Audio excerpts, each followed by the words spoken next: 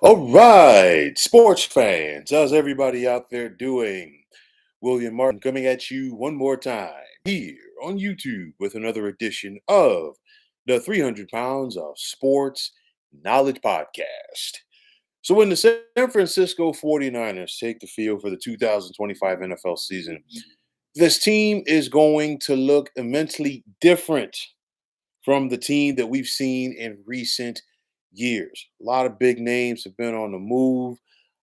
You name it. Of course, the biggest move made so far by the 49ers this offseason was when San Francisco traded wide receiver Debo Samuel to the Washington Commanders. We also saw the 49ers release fullback Kyle Juszczyk only to bring him back. But nonetheless, the Niners have been busy. Hill, what's going on, my man? Long time.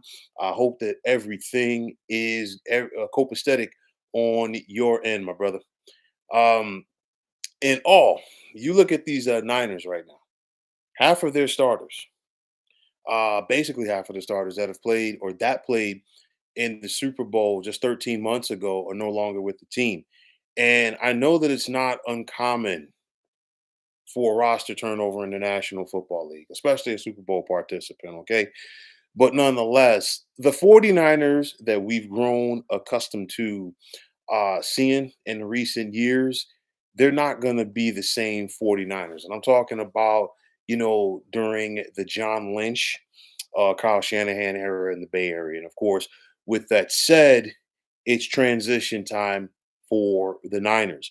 This is going to be Brock Purdy's team going forward. And of course, the questions are going to be, will it be a recipe for disaster, or will the Niners have some success with it? And more importantly, is Brock Purdy ready for this to be more of his team? With that said, you've heard the reports about the 49ers talking to Brock Purdy about a contract extension. You just have to wonder, how do the 49ers approach this? Well, I'll tell you like this. I don't see a scenario where the 49ers are going to lowball him. I also don't see a scenario where the 49ers are going to go out there and try to make Brock Purdy the highest paid quarterback in the NFL. I can't speak for Brock Purdy and his agent and his camp as far as what they're looking for. But nonetheless, it's one of those where Brock Purdy's been solid for the San Francisco 49ers. I am not going to take that away from him. You're talking about in parts of 3 seasons as San Francisco's starting quarterback. He has thrown 64 touchdowns, 27 interceptions. He has a record of 23 and 13 as a starter, and he's completed 67.5% of his passes. But for me, it's one of those where, don't take this the wrong way, anybody out there, but I truly feel Brock Purdy is a system quarterback. And I say that from the standpoint that he's not a guy that's going to go out there and put a team on his back. He's going to win. Don't get me wrong, especially when the elements and the pieces are right around him. But nonetheless, he's not going to be that guy who's going to really elevate a team. With that said, you look at the quarterback market currently in the National Football League, huge gap between the haves and the have-nots at that position and the teams that actually have a quarterback. So with that said, again, like I said with the 49ers, you simply cannot go out there and lowball them. This past season was not good for Brock Purdy. This past season was not good for the 49ers. And when I say not good, he went 6-9 in the start as a starter. A lot of that was due to the fact that San Francisco had so many key injuries, not having Trent Williams at left tackle. And of course, like I've said in years past, when Trent Williams is there, the tenor of that offensive line, the tenor of the run game is totally different for the 49ers, because Trent Williams brings a certain attitude, a certain nastiness to that offensive line, kind of like how Eric Williams did in the 90s, for those Dallas Cowboys. That's the kind of way I see Trent Williams with this team. And of course, Trent Williams was injured for a chunk of last season. Really not having Christian McCaffrey at all changed a lot of things for the 49ers. You're talking about McCaffrey one of the best players in the National Football League when healthy. He was only out there for 4 games last year, especially due to that calf injury.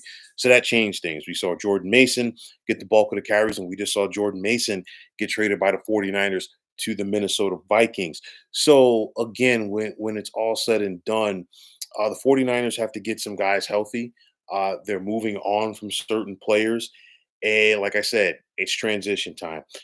In the situation with Debo, as good as Debo was a couple of years ago, Debo wasn't the same since the 49ers paid him. But again, this is going to be transition time. They're going to transition to Brock Purdy more. I think the 49ers are going to be in a good position. Several reasons for that.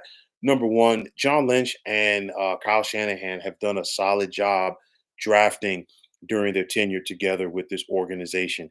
And it's not just the first round picks. It's the third, the fourth, the fifth round guys.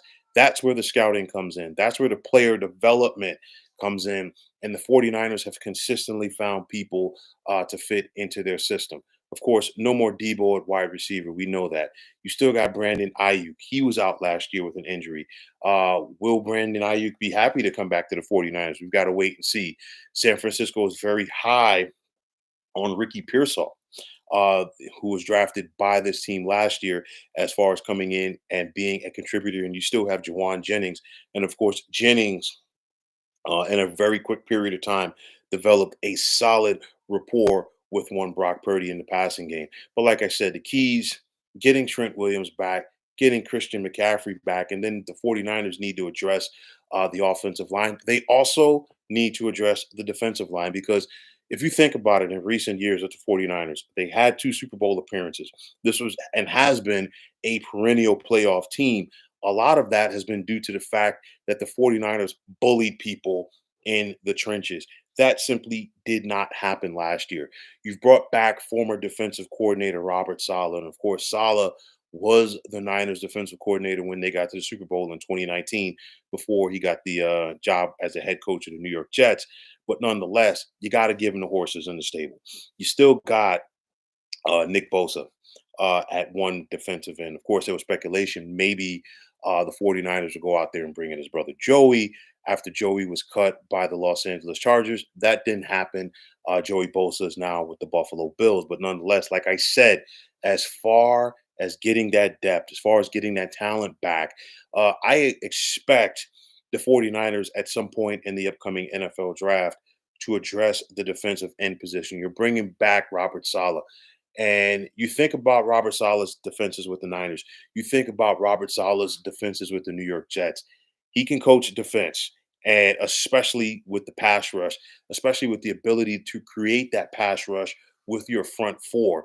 And that was a key component for the 49ers when they got to the Super Bowl in 2019, the first time around when they lost to the Kansas City Chiefs, was getting that pressure up front. So I think that is something that they've got to get back to. And like I said, it's not as much rebuilding time for the 49ers as it is retooling. Listen, this team had 6 years for the most part to get it done. They were close. They got to the Super Bowl twice. You're talking about a team that got to the NFC Championship game 4 times in that stretch, including their 2 Super Bowl appearances. Injuries, befell the 49ers last year, just like they did in 2024. But again, they've got to get back to their attitude. And when I say attitude, what defines this team. And like I said, it starts with their offensive line. It starts with their defensive line. It's going to start with their running ability with McCaffrey. And of course, when you think about McCaffrey, he's not just a runner. You think about what he adds to any team that he's on as a receiver coming out of the backfield as well. So I think they're going to transition to Brock Purdy more. It's going to be more of his team. I simply don't see them giving him maybe Dak Prescott type money. Okay, and in my opinion, I don't think that Brock Purdy should look to try to take that big of a deal, simply because the team is going to be decimated around him. And this is not a slight because I think Brock Purdy is a good system quarterback for what the 49ers and Kyle Shanahan have. He's a guy He's going to, find the open guy. He's going to be accurate with the football, getting the ball to the likes of Kittles, getting the football to the likes of Jawan Jennings and Christian McCaffrey, coming out of the backfield. And again, they've got to get back to that nastiness on the defensive side of the football. So when it's all said and done, I don't think that the championship run for the 49ers is over. It's retooling time. It's time to segue and see what you can do now. The good teams and the great teams in the National Football League, what separates them, they keep finding replaceable parts. How do you do that? It's all about drafting and it's all about developing your players. You look at the Philadelphia Eagles, who just won the Super Bowl last month. They had so much depth on that team, and a lot of that was a credit to Howie Roseman and his ability to find and draft, and then of course this coaching staff as far as developing and coaching up that talent. And the 49ers have done a solid job of it. Like I said, they were close, but they just could not get over that hump with this unit. Now it's time to retool. I think they're going to do a solid job of retooling. I think they're going to pay Brock Purdy, but I don't think they're going to overpay Brock Purdy. Big difference. But nonetheless, the 49ers got to get back to their identity. They've got to get back to being the bullies of the NFC West. They only won one game within that division last year. Of course, defensively coming down the stretch, it was not good. They gave up 38 at Green Bay in week 12, 35 the following week on the road at Buffalo. And then you look at the last three games, 29 against Miami, 40 at home against Detroit, and then 47 in the season finale against Arizona. And that's a big reason why the 49ers finished 6-11. But nonetheless, I think this team will get back to their identity. John Lynch is no dummy in that front office. Kyle Shanahan knows how to coach them up. And I think the Niners, led by Brock Purdy at quarterback, will get back, have a strong draft, and be a force to be reckoned with once again in the NFC.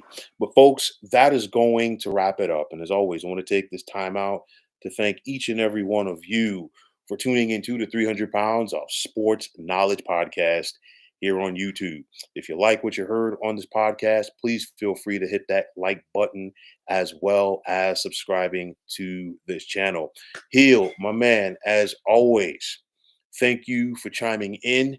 I've got a lot more to talk about NBA this week. I know we were talking about the Suns last night. There's still a lot going on in the NBA, and I guarantee you, I've got something to say very soon about this Paul George situation with the Philadelphia 76ers. So please stay tuned. Also, if you're on Twitter or now the X, please feel free to follow me at 300 Pounds of Sports. And like I always say, if you follow me, it'll be my pleasure to follow you right back. There's also the sports discussion group on Facebook at the Sports Depot 365. And you can check it out. Drop a line and be a part of one of the better sports debating sites going on social media. So once again, fine folks, my name is William Martin. I'm signing off and I'm saying thanks once again for tuning into the 300 Pounds of Sports Knowledge podcast here on YouTube. Be well, everybody.